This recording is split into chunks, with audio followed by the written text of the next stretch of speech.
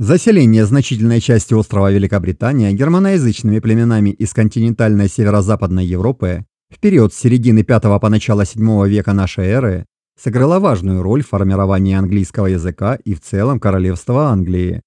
Поэтому неудивительно, что этот эпизод в истории региона стал предметом значительного количества исследований. Однако, несмотря на это, сохраняется неопределенность в соотношении числа переселенцев и характера их взаимоотношений с ранее существовавшими жителями острова, в частности с романобритами.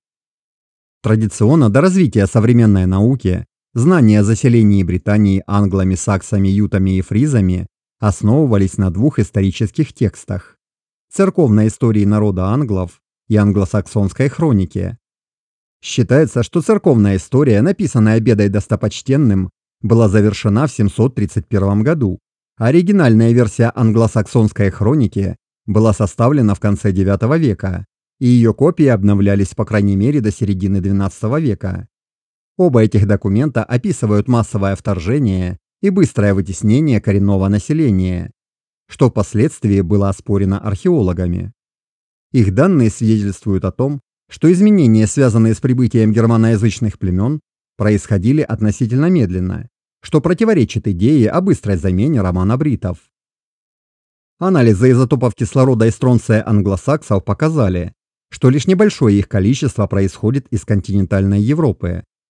В свою очередь, анализ полногеномных данных из работы 2016 года показал, что англосаксы были тесно связаны с современными датчанами и голландцами, а их вклад в людей, проживающих сегодня в Восточной Англии, составляет около 38%. В новой работе при помощи методов геометрической морфометрии черепов авторы решили в процентном соотношении оценить количество англосаксов, чье происхождение соответствует северо-западной Европе и постримскому периоду Великобритании, и в целом пролить свет на масштабы миграции из континентальной северо-западной Европы, которая произошла между серединой V и началом VII веков нашей эры. Для этого ученые использовали методы трехмерного анализа черепов, чтобы сравнить образцы из средневековой Англии, а также более раннего периода, с таковыми из Дании Железного века. Авторы работы сосредоточились на реперных точках в основании черепов, потому как предыдущие исследования показали, что трехмерная форма этой области черепа может быть очень информативной, почти как ДНК. Результаты. В описываемой работе англосаксонский период был разбит на две части: ранний с 410 по 660 год нашей эры и средний с 660 по 889 год.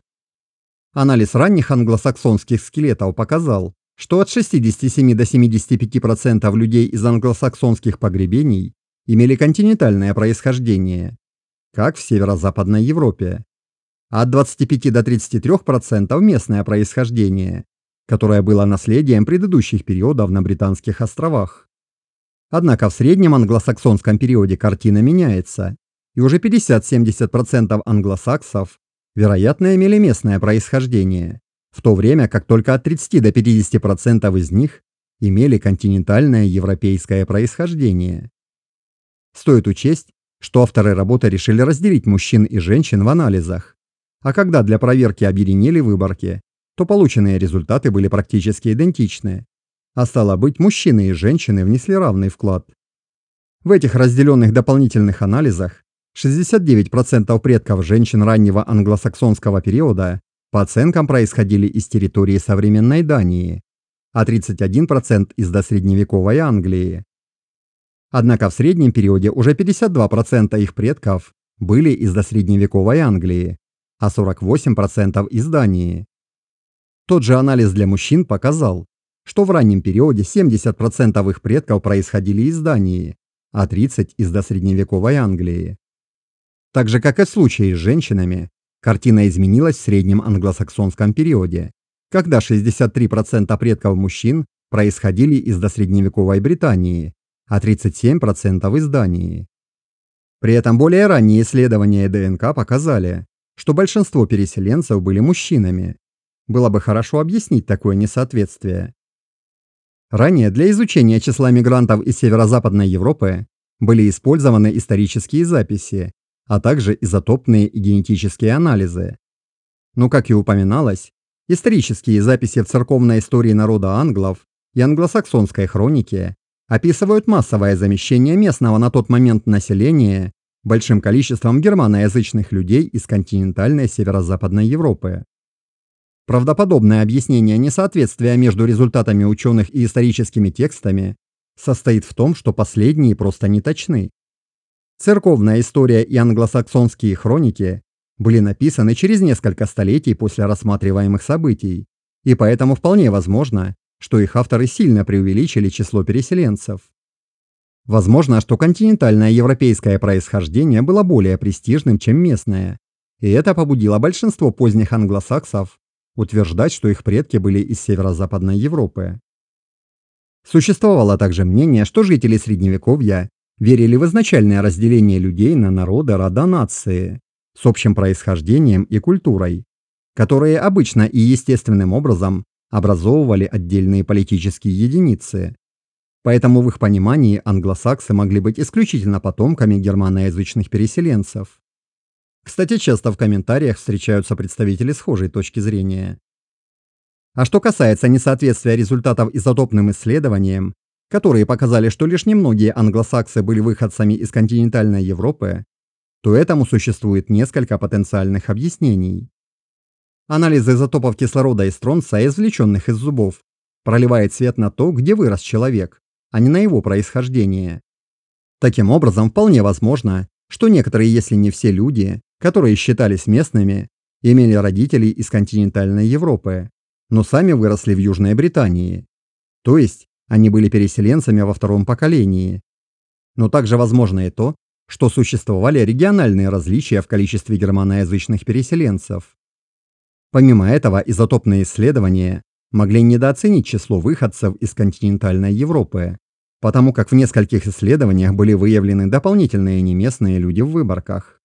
Предполагалось, что некоторые из них были родом из других британских островов, а остальные считались неопределенного происхождения. А вот к последним генетическим данным новые результаты ближе. Но это касается более современных исследований, потому как в ранних работах, основанных преимущественно на гаплогруппах, результаты были более размыты. Так, в исследовании от 2002 года было показано, что от 50 до 100% мужчин в Центральной Англии имеют континентальное европейское происхождение, кроме Северного Уэльса. Это же исследование указало на большее количество мужчин-переселенцев, чем женщин. Кстати, может, в этом и есть объяснение несоответствия, упомянутого выше. Это просто были несовершенные методы.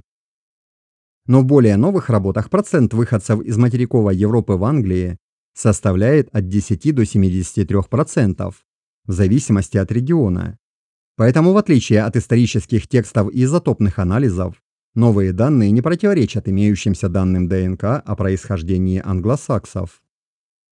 Новая оценка того, что от 66 до 75% ранних англосаксов были выходцами из континентальной северо-западной Европы, вполне укладывается в диапазон оценок, полученных в ходе исследований ДНК, что подтверждает использование 3D-формы основания черепа в качестве индикатора происхождения захороненных.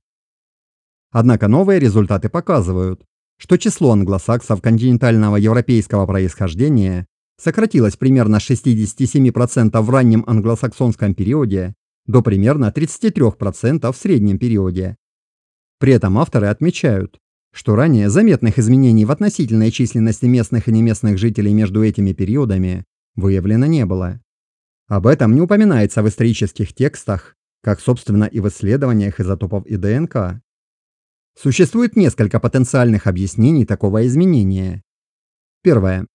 С 3 по 7 век увеличивалось число местных жителей, которые принимали англосаксонскую идентичность. Второе. Когда массовая миграция народов из материковой Европы прекратилась, произошло закономерное увеличение смешанных браков между людьми континентального европейского происхождения и местного.